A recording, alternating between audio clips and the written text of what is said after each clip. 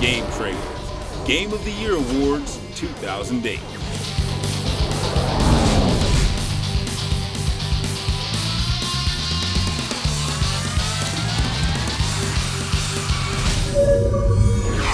Best Wii Game.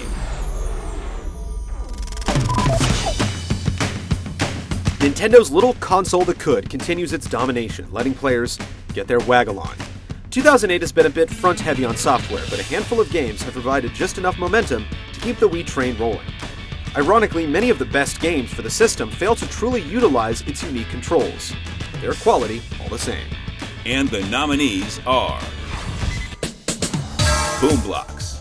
Steven Spielberg is known as one of the world's greatest storytellers, but Boom Blox earns its keep with explosive fun and accessible gameplay. It looks simple, but there's a lot of hidden strategy to choosing just the right angle and throw speed to boom some blocks. It's not so much fun solo, but get a group of friends together, and you'd better move the lamps. Mario Kart Wii. Nintendo's mascot-driven kart racer is clumsy when using the goofy wheel peripheral, but plug in a GameCube controller, and it's the game we grew up with. With just one character behind the wheel and familiar tracks aplenty, it's a nod to the classics, while the new motorcycles are the crotch rockets to the future.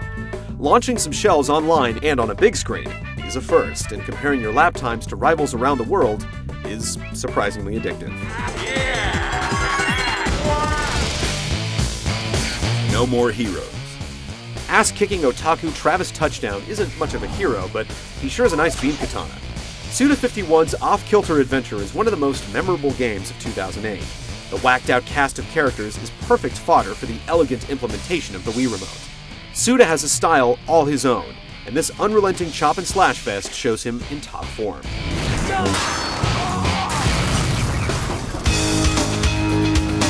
Okami. The PS2 to Wii conversions are all too common, but the Arty Okami gets a free pass. While it preserves the same living painting look and design that made the original such a critical darling, the Wii version also integrates motion controls to paint with a celestial brush. It was a great game then, and it's still a great game now.